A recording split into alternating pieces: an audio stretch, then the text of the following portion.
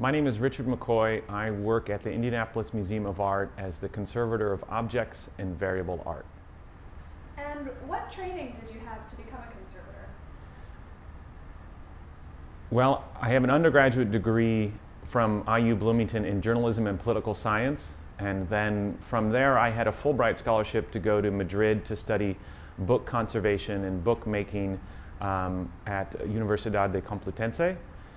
And then later I enrolled in a graduate program at New York University's Institute of Fine Arts Conservation Center, where I ultimately received a master's in art history and an advanced certificate in conservation. And what's the biggest change you've seen in the field since you became a conservator? The biggest change I've seen in the field since I became a conservator.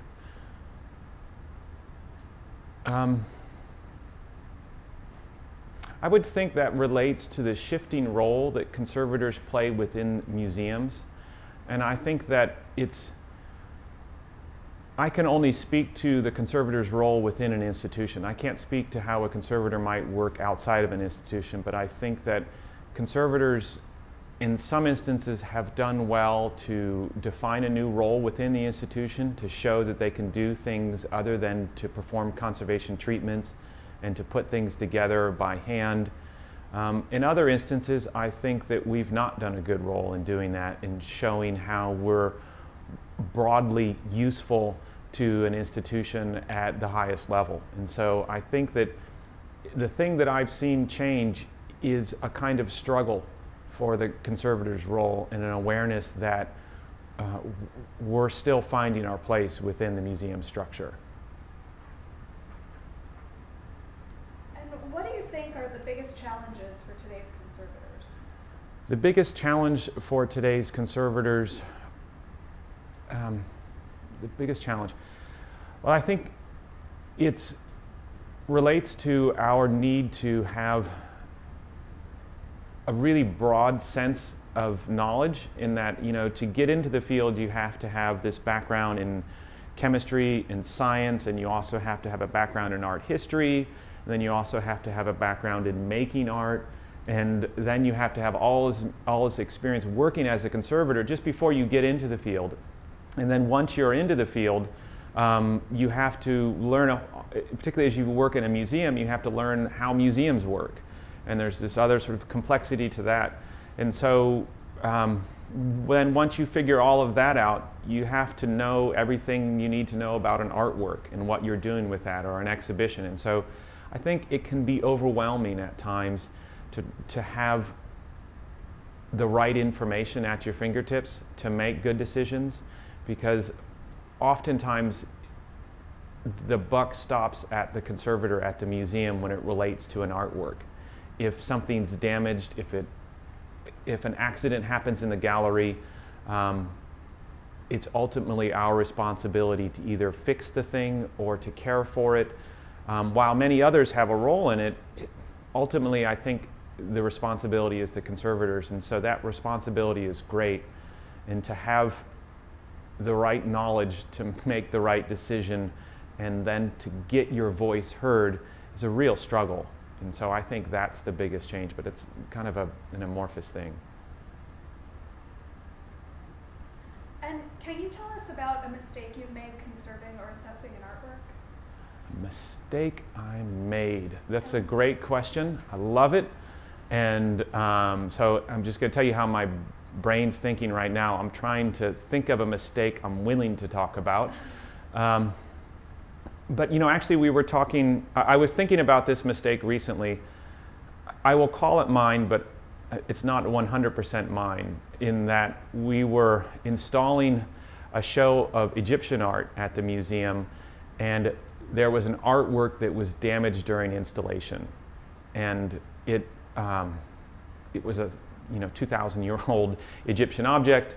I'm not going to go into details of exactly how it was damaged, but it was damaged and I had a part in it.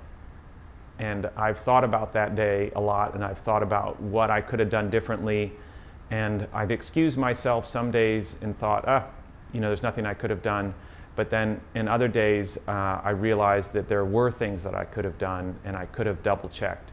And so I guess what I learned from that is that it's okay to be obsessive and to double check things. And in fact, it's our job to be obsessive and then to own the complexity of that obsessiveness and to let other folks in the museum know that this is our job to worry about the worst case scenario and to somehow present that in a way in which we are not the folks within the museum that kill the buzz of the fun of art. Is that so? Yeah, I think that kind of answers it. Do you think that a conservator's work can change the meaning of an object? Absolutely. Conservators have